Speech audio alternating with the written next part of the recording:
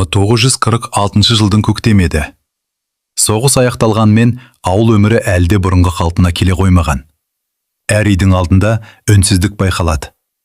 Бір жерде ана ұлын күтеді, бір жерде әйел күйеуін сағынады. Тағы бір жерде ата-ана баласының амандығын тілеп отырады.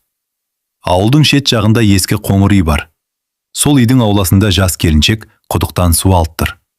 Бұл Көркем. Жасы небәрі 20-да. Ұзын қара шашын қалың етіп өріп қойған. Қара көздері үлкен, керең ойға толы. Ақ жүзі күн сәулесіне шағылысып тұр. Жас болса да, жүзінде өмірдің ауыр іздері байқалады. Көркем осы үйге 2 жыл бұрын келін болып түскен. Күйеуі Асқар соғысқа кеткенде олардың үйленгеніне 3 ай ғана болған. Сол күннен бері Көркем әр таңды үмітпен қарсы алады.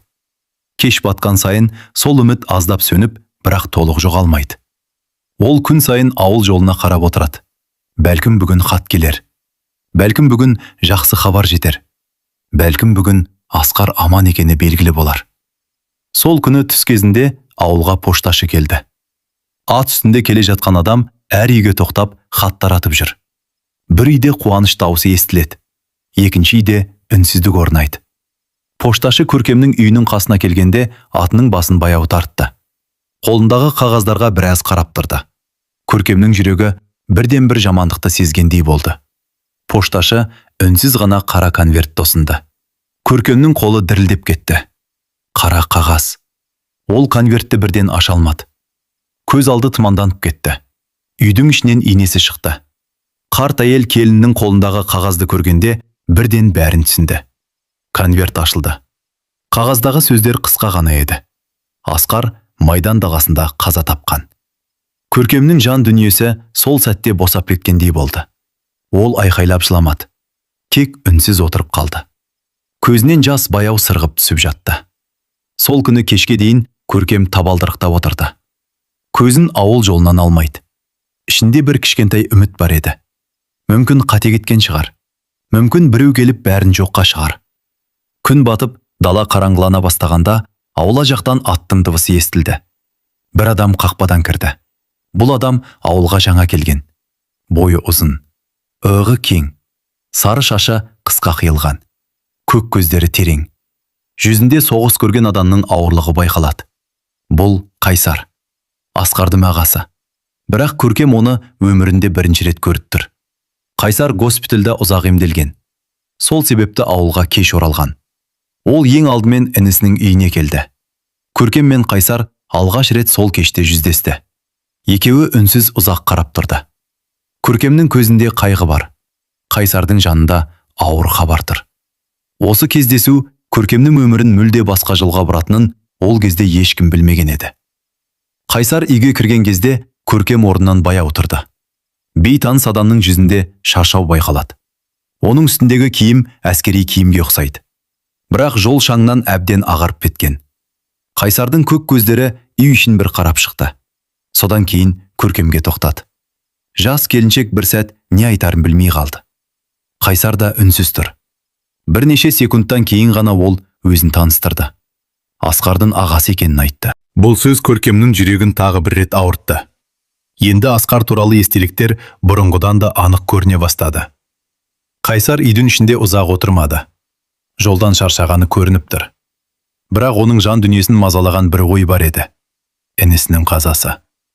Келесі күні ауыл ішінде жаңа әңгіме тарады. Асқардың ағасы соғыстан оралған екен. Бірақ ол жарақат алыпты. Кейбіреулер оның қолының толық жазылмағанын айтты. Кейбіреулер оның мінезі қатты өзгергенін айтты. Көркем болса, бұл адамды енді ғана көріп отыр. Ол туралы ештеңе білмейді. Тек бір ғана нәрсе анық. Бұл адам Асқардың ең жақын туысы. Бір апта өткен соң, ауылдың бірнеше үлкен кісісі Көркемнің үйіне келді. Соғыс жылдарында мұндай жағдай жиі болған. Жас әйел жесір қалады. Ал оның тағдырын ауыл ақсақалдары шешеді. Сол күні де сондай әңгіме басталды. Көркемнің болашағы туралы сөз қозғалды. Жас келіншек жалғыз өмір сүре алмайды. Ауыл өмірі қиын. Сол себепті үлкендер бір ұсыныс айтты. Асқардың ағасы Қайсар Көркемге қамқор болса дұрыс болар еді. Бұл сөз Көркем үшін күтпеген жағдай болды. Қайсар да бұл әңгімені алғаш рет естіп отыр. Екеуі бір-біріне қарап қалды. Бірден жауап айту мүмкін емес еді.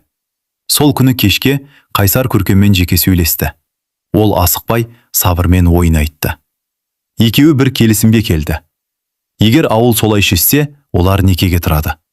Бірақ бір шарт бар. Екеуі 1 жыл бірге тұрады. Бірақ ерлі зайытты сияқты емес, дос сияқты. Бір-біріне үйрену үшін. 1 жылдан кейін екеуі шешім қабылдайды. Қаласа, бірге қалады. Қаласа, тыныш ажырасады. Көркем бұл ұсынысты ұзақ ойлады. Ақыры келісті. Осылайша тағдыр тағы бір жаңа бет ашты. Ауыл ақсақалдарының шешімінен кейін көп ұзамай Көркем мен Қайсар некеге тұрды. Бұл тойда емес, үлкен мерекеде емес еді. Бар болғаны бірнеше үлкен кісі жиналып, бата берді. Ауыл адамдары мұндай жағдайды бұрында көрген. Соғыс талай шаңырақты шайқалтқан. Көп әйел жесір қалды. Сондықтан мұндай некелер ешкімге таңсық емес. Көркем сол күні басына ақ орамалын тағып отырды. Ұзын қара шашы иығына төгіліп тұр. Қара көздері бір нүктеге қадалған. Қайсар үйдің бір шетінде үнсіз отырды. Оның бойы ұзын, иығы кең. Сары шашы қысқа қиылған. Көк көздері сабырлы, бірақ ішінде көп ой жатқандай. Екеуінің арасында бөтендік сезіледі. Неке қиылған соң адамдар біртіндеп тарай бастады. Үй іші қайтадан тыныш қалды. Сол кеште Қайсар Көркеммен тағы бір рет сөйлесті. Олар бұрын келіскен шартты тағы қайталады. 1 жыл, 1 шаңырақ. Бірақ ерлі зайыпты өмір емес. Әр қайсысы өз орнын сақтайды. Бір-біріне құрметпен қарайды. Уақыт бәрін өзі шешеді. Көркем бұл сөздерді тыныш тыңдады. Ол қарсы болған жоқ. Өйткені оның жүрегінде Асқардың орны әлі босамаған. Сол түнде Қайсар ескі бөлмеге барып жатты. Көркем үйдің 2-ші бөлмесінде қалды. Осылайша олардың ортақ өмірі басталды. Бірақ бұл өмір әдеттегі отбасы өміріне ұқсамайтын. Үй ішінде 2 адам бар. Екеуі бір-біріне бөтенде емес, бірақ жақында емес. Келесі күннен бастап үйдегі тіршілік өз ырғағымен жүре бастады. Таңертең Қайсар ерте тұрады. Аулаға шығып малды қарайды. Көркем ас дайындайды. Олар бірге таңғы ас ішеді. Бірақ ұзақ әңгіме болмайды. Кейде бірнеше сөз ғана айтылады. Кейде мүлде үнсіз отырады. Қайсардың мінезі сабырлы. Ол артық сөйлемейді. Бірақ оның әр әрекетінде тәртіп бар. Соғыс адамды өзгертеді. Көркемде тыныш адам. Ол үй ішін таза ұстайды. Асты дәмді дайындайды. Ауыл әйелдерімен кейде сөйлесіп келеді. Күндер өте бастады. Бірнеше апта өтті. Үйдегі атмосфера біртіндеп жеңілдей бастады. Алғашқыдағы ыңғайсыздық азайды. Кейде кешкісін Қайсар аулада отырып, көкжиекке қарап қалады. Көркем де есік алдында отырып, жөн түтеді. Екеуі көп сөйлеспейді. Бірақ үнсіздік бұрынғыдай ауыр емес. Бір күні Қайсар Көркемге қарапайым сұрақ қойды. Ауыл өміріне үйреніп қалған сұрады. Көркем қысқа ғана жауап берді. Сол кеште олар алғаш рет біраз сөйлесті.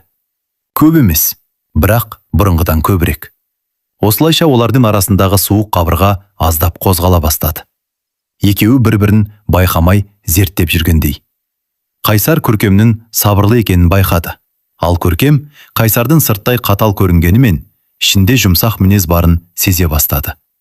Бір шаңырақ астында өмір сүрген сайын адамдар бір-бірін байқамай тани бастайды. Көркем мен Қайсардың өмірінде де дәл солай болды. Алда оларды әлі талай күн, талай сынақ күтіктіреді. Бірақ екеуі де әзірге бір нәрсені анық түсінді. Бұл үйде олар кек міндет үшін ғана емес, бір-біріне құрметпен өмір сүріп жатыр. Ал құрмет бар жерде уақыт өте келе басқа сезімдер де пайда болуы мүмкін еді. Көркем мен Қайсар бір шаңырақтың астында тұрса да, әрқайсының өз орны бар еді. Үйде 2 бөлек бөлме болатын. Көркем алдыңғы бөлмеде жататын. Терезесі аулаға қарайды. Таңертең күн сәулесі ең алдымен сол бөлмеге түседі. Қайсар артқы бөлмені таңдаған. Ол бөлме қарапайым, үлкен емес, бірақ тыныш. Екеуі де бір-бірінің жеке кеңістігін құрметтейді. Кешкісін Қайсар өз бөлмесіне кетеді. Көркем де өз бөлмесінде ұйықтайды. Олардың өмірі сырт көзге түсініксіз көрінуі мүмкін. Бір шаңырақта тұрады, бірақ ерлі зайыптылар сияқты емес. Бұл екеуінің өзара келісімі еді. Көктем ортасына келгенде ауылда кішкентай мереке ұйымдастырылды. Соғыс аяқталғанына 1 жыл толуына байланысты жастар кеш өткізбек болды. Ауыл клубында музыка ойнайды, адамдар жиналады. Көршілер Көркемді де шақырды. Алғашында ол барғысы келмеді. Бірақ ауыл әйелдері қолқалап қоймады. Үйде ғана отыра бермей, адамдар арасына шық, деді олар. Көркем ұзақ ойланды. Соңында баруға шешім қабылдады. Кешке қарай ол сандықты ашты. Ішінде бұрын сирек киетін көйлегі бар еді. Бұл көйлекті Асқар тірі кезде алып берген. Жұмсақ матадан тігілген, қою көк түсті әдемі көйлек. Көркем оны қолына алып біраз тұрды. Жүрегі шімете қалды. Бірақ бүгін оны киюге бел буды. Ұзын қара шашын тарқатып, қайта өрді. Бетіне жеңіл ғана реңк берді. Көйлекті кигенде айна алдында біраз тұрды. Жас келіншек бұрынғыдан да әдемі көрінді. Қара көздері терең, ақ жүзі нәзік. Ұзын бойымен сымбатты тұлғасы көйлегіне ерекше жарасып тұр. Сол кезде үйдің есігі ашылып, Қайсар кірді. Ол бір сәт тоқтап қалды. Көркемді бұрын күнделікті киімде ғана көріп жүрген. Ал бүгінгі көрініс мүлде басқа еді. Сары шашы мен көк көздері бір сәт қозғалыссыз қалды. Қайсар алғаш рет Көркемнің сұлулығын анық байқады. Ол сөз айтпады, бірақ көзқарасында таңданыс бар еді. Көркем мұны байқап қалды. Сәл ыңғайсызданып, орамалын түзеді. Ауылдағы кешке барам, деді жай ғана. Қайсар басын изеді. Бар, адамдармен араласқан дұрыс. Сөз қысқа болды, бірақ сол сәтте олардың арасындағы бұрынғы суықтық аздап ергендей сезілді. Ауыл клубы кешке толып кетті. Музыка ойнап тұр, жастар билеп жүр. Көркем ішке кіргенде көп адам оған назар аударды. Оны көптен бері бұлай көрмеген. Бірнеше қыз жанына келіп амандасты. Біраз уақыттан кейін музыка басталды. Көркем би алаңына шықпады. Ол шет жақта отырды. Бірақ адамдармен сөйлесіп, күліп отырды. Осы кезде есік ашылды. Ішке Қайсар кірді. Ол кешке бармаймын деп ойлаған. Бірақ бір себеппен келген. Залдың ішінде көздері бірден Көркемді іздеді. Ол оны адамдардың арасында бірден байқады. Қою көк көйлек, қара шаш, жарқыраған көздер. Қайсардың жүрегінде түсініксіз сезім пайда болды. Бұрын ол Көркемді кек інісінің жары ретінде қабылдайтын. Ал қазір ол басқа қырынан көрінді. Қайсар залдың шетінде біраз тұрды. Көркем оны байқап қалды. Екеуінің көздері түйісті. Сол сәтте екеуі де бір нәрсені сезді. Бірақ оны ешқайсысы сөзбен айтқан жоқ. Кеш жалғасып жатты. Ал Көркем мен Қайсардың арасындағы үнсіз байланыс сол түнде аздап өзгере бастаған еді. Ауыл клубындағы кеш қызып тұрған. Музыка бір сәт тоқтап, қайтадан баяу әуен басталды. Жастар би алаңына шығып жатты. Біреулер күліп сөйлеседі. Біреулер баяу қимылдап билейді. Көркем залдың шетінде отырған. Қою көк көйлегі оның сымбатты тұлғасын айқындап тұр. Ұзын қара шашы иығына төгіліп, қара көздері шам жарығында ерекше жарқырайды. Көптен бері адамдар оны бұлай әдемі көрмеген. Бірнеше жігіт алыстан қарап тұрды. Солардың бірі батылданып жақындады. Бұл ауылдағы жас жігіттердің бірі, аты Ермек. Ол Көркемнің алдына келіп тоқтады. Биге шақырсам қарсы болмайсыз ба? Деді сыпайы. Көркем бір сәт ойланып қалды. Көптен бері би билеп көрмеген. Жүрегінде бір түрлі қысылу бар. Бірақ бас тартуда ыңғайсыз. Ол жай ғана басын изеді. Екеуі би алаңына шықты. Музыка баяу. Жастар жұптасып билеп жатыр. Көркем де Ермекпен бірге қозғала бастады. Осы сәтте залдың екінші шетінде тұрған Қайсар бәрін көріп тұр. Ол бастапқыда ештеңе сезбегендей еді. Бірақ Көркем басқа адаммен билеп жүргенін көргенде кеудесінде бір түсініксіз ауырлық пайда болды. Қайсар мұндай сезімді күтпеген. Өйткені олар бір-біріне тек дос сияқты өмір сүріп жатқан. Екеуінің арасында ешқандай талап жоқ. Сонда да оның көзі Көркемнен айырылмай қойды. Би біткенше Қайсар сол жерде тұрды. Көркем де бір кезде оның қарап тұрғанын байқап қалды. Олардың көздері тағы да тиісті. Бұл жолы Көркем Қайсардың жүзінде бұрын байқалмаған бір нәрсені көрді. Бұл қызғанышқа ұқсайтын сезім еді. Бірақ Қайсар оны жасырғысы келгендей басқа жаққа қарады. Би аяқталған соң Көркем орнына қайтып отырды. Ермек тағы сөйлескісі келген. Бірақ Қайсар сол сәтте олардың қасына келді. Ол ештеңе демеді. Тек Көркемге қарап, «Үйге қайтайық», деді сабырлы дауыспен. Көркем таң қалды. «Қазір ме?» «Иә, кеш болды». Қайсардың дауысы қатты емес, бірақ анық. Көркем қарсы болмады. Екеуі бірге клубтан шықты. Түнгі ауа салқын. Ауыл көшесі тыныш. Екеуі қатар жүріп келеді. Біраз уақыт ешкім сөйлемеді. Соңында Көркем үнсіздікті бұзды. «Неге ерте қайттық?» Қайсар бір сәт ойланып қалды. Сосын қысқа ғана жауап берді. «Шаршадым». Бұл толық жауап емес екенін екеуі де түсінді. Бірақ әңгіме әрі қарай жалғасқан жоқ. Үйге жеткен соң әрқайсысы өз бөлмесіне кетті. Қайсар әдеттегідей артқы бөлмеге кірді. Көркем алдыңғы бөлмесіне өтті. Бірақ сол түнде екеуі де ұзақ уақыт ұйықтай алмады. Көркем Қайсардың клубта қалай қарағанын есіне түсірді. Ал Қайсардың ойынан Көркемнің көк көйлекпен билеп тұрған бейнесі кетпей қойды. Сол кештен кейін олардың арасындағы сезімдер бұрынғыдай жай ғана достық болып қалмауы мүмкін еді. Келесі күні ауыл баяу тіршілігіне қайта кірісті. Таңғы салқын ауада адамдар малын шығарып, ауласын реттеп жүр. Көркемде әдеттегідей ерте тұрды. Кешегі кеш оның ойынан кетпей қойды. Айна алдында көйлегін шешіп, орнына салып жатқанда, Қайсардың сол кештегі көзқарасы есіне түсті. Бұрын ол оған дәл солай қарамаған. Көркем бұл ойды бірден ысырып тастағысы келді.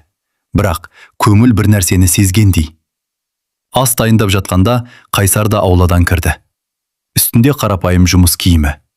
Бойы ұзын, кең иықты тұлғасы есіктен кіргенде бөлме тар болып кеткендей көрінеді. Ол үстелге үнсіз отырды. Көркем шай құйып берді. Бұрынғыдай қысқа әңгіме ғана болды. Бірақ бүгін екеуі бір-біріне көбірек қарайтын сияқты. Түске қарай Көркем ауылдағы құдыққа барды. Әйелдер әдеттегідей жиналып сөйлесіп тұр. Көркем келгенде олар бір сәт үнсіз қалды. Сосын біреуі жымиып, «Кеше клубта әдемі болып жүрдің», деді. Тағы бірі сөз қосты. «Көптен бері сені бұлай көрмегенбіз». Көркем сыпайы ғана күлімсіреді. Бірақ олардың көзқарасында басқа сұрақ бар екенін сезді. «Ермекпен жақсы биледіңдер», деді бір әйел. Сол кезде Көркем сәл қысылып қалды. Ауылда сөз тез тарайды. Кешегі кішкентай оқиға бүгін үлкен әңгімеге айналып кеткен сияқты.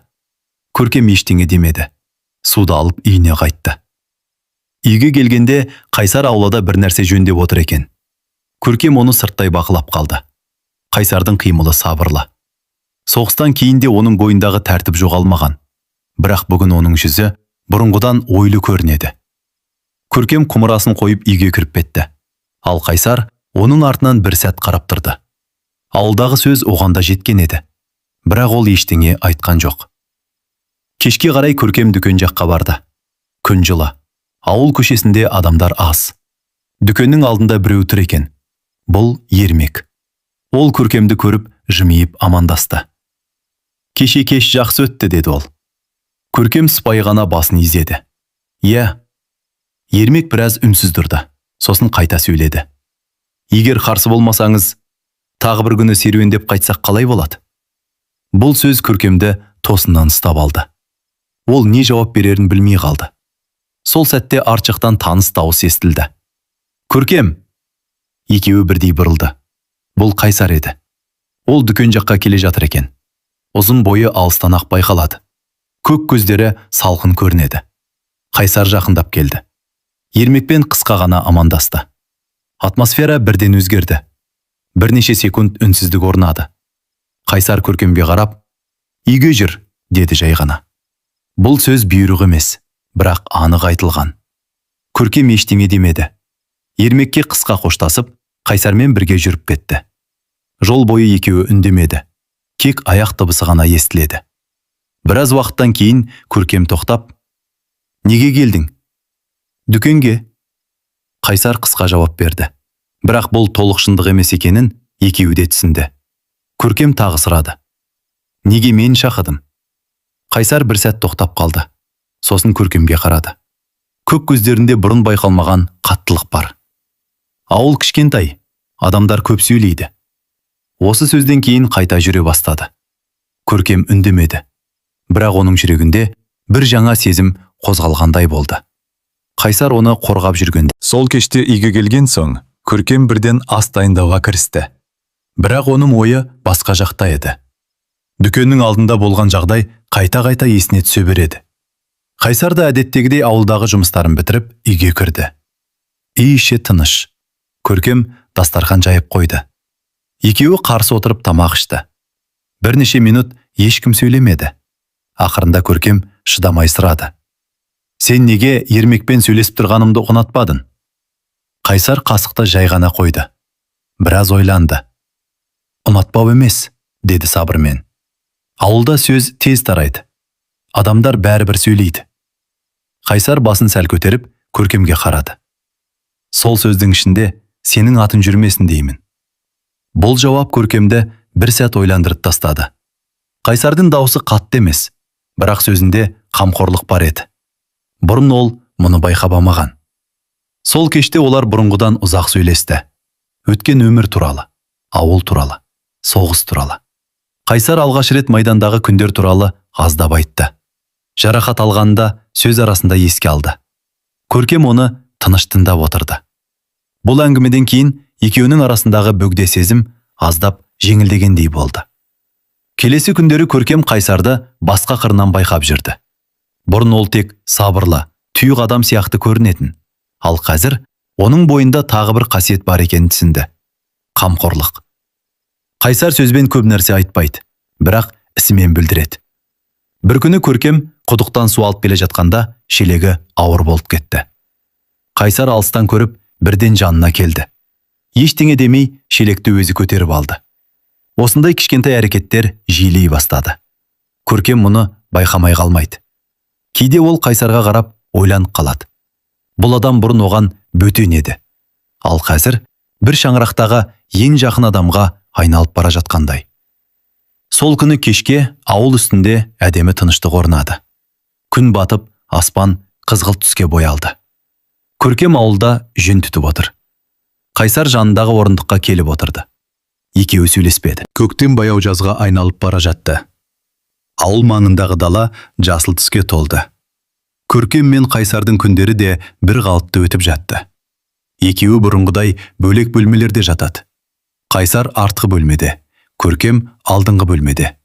Бұл олардың келісімі еді. Бірақ күн сайын бір нәрсе өзгеріп жатқандай сезіледі. Бір күні кешке Қайсар үйдің алдында ағаш жонып отырды. Көркем есік алдында отырды. Жел оның қара шашын жеңіл тербейді. Қайсар бір сәт жұмысын тоқтатып, Көркемге қарап қалды. Сол сәтте ол бір нәрсені анық түсінді. Бұл қыз енді оған жай ғана інісінің жары емес. Жай ғана бір үйдегі адам емес. Ол бұл ойдан өзі де сәл шошып кетті. Көзін басқа жаққа бұрды. Ал Көркем болса, оның қарап тұрғанын байқамағандай отыр. Бірақ оның жүрегі де бұрынғыдай тыныш емес еді.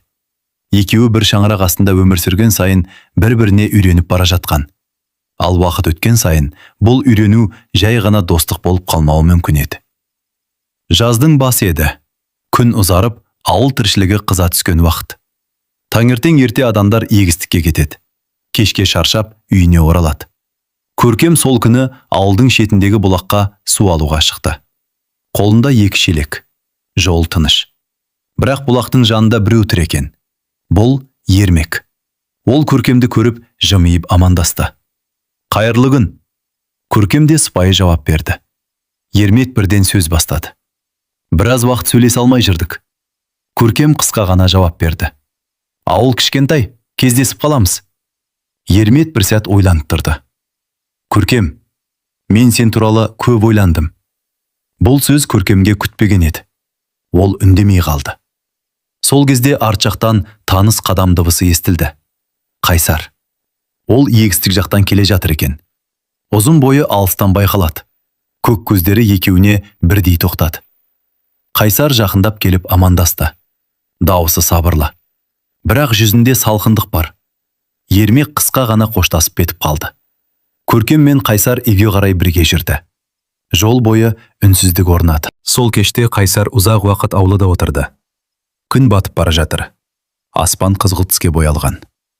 Қайсардың ойында бір ғана көрініс айналып жүр. Бұлақ жанында тұрған Көркем мен Ермек.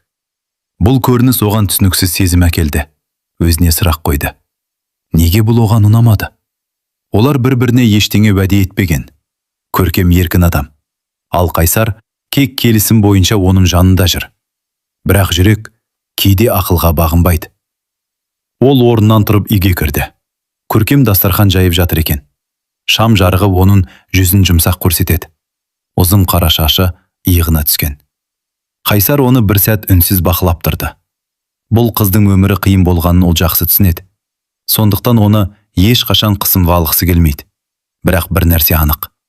Көркем оның өміріне баяу, байқалмай еніп бара жатыр. Сол кеште екеуі аулада бірге отырды. Жел баяу соғып тұр. Ауыл үстінде тыныштық. Көркем аспанға қарап отыр. Жұлдыздар анық көрінеді. Қайсар біраз уақыт үндемей отырды. Сосын жай ғана сұрады. Ермек не айтты?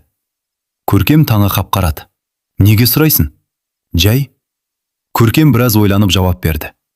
Ештеңе ерекше емес. Қайсар басын изеді. Сөз осымен аяқталды.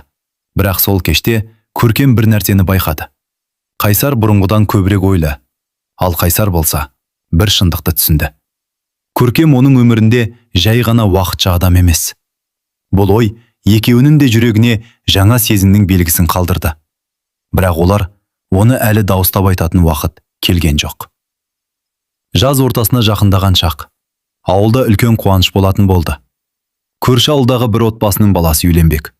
Соған байланысты үлкен той ұйымдастырылатын жайлы хабар бүкіл ауылға тарады.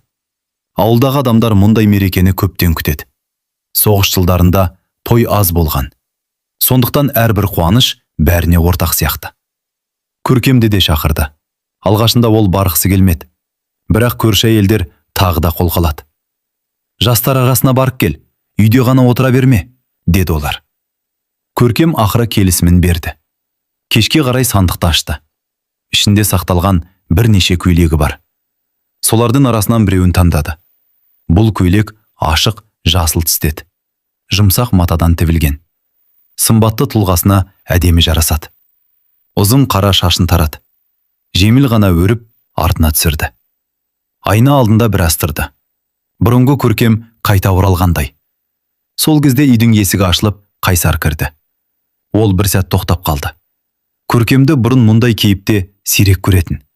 Жасыл көйлек оның ақ жүзін одан сайын айқындап тұр. Қара көздері жарқырап кеткен. Қайсар ештеңе демеді. Бірақ оның көзқарасы бәрін айтып тұрды. Көркем оның қарап тұрғанын байқап, сәл жымиып қойды. Тойға барам. Қайсар басын изеді. Бар. Бірақ оның жүрегінде тағы да бір түсініксіз сезім қозғалды. Той басталғанда ауыл адамдары түгел жиналды. Музыка ойнап тұр. Жастар билеп жүр. Көркем ішке кіргенде бірнеше адам бірден назар аударды. Оны көптен бері бұлай көрмеген. Көрші қыздар жанына келіп бірге отырғызды. Біраз уақыттан кейін би басталды. Жастар жұптасып билей бастады. Сол кезде Ермек тағы да Көркемнің жанына келді. Биге шақырсам қарсы болмайсыз ба? Көркем сәл ойланып қалды. Сосын келісімін берді. Екеуі би алаңына шықты. Музыка баяу. Жұптар жай қимылдап билеп жатыр. Сол сәтте залдың шетінде тұрған Қайсар бәрін көріп тұр. Ол бастапқыда тойға бармаймын деген. Бірақ соңында өзі де келген. Залдың ішінде көздері бірден Көркемді іздеді. Ал оны басқа адаммен билеп жүргенін көргенде жүрегі біртүрлі қысылып кетті. Қайсар өз сезімін түсінбей тұр. Бірақ бір нәрсе анық. Бұл көрініс оған ұнамады. Той біткен соң адамдар тарай бастады. Түн тыныш. Көркем үйге қайтып келе жатыр. Жолдың шетінде Қайсар күтіп тұр екен.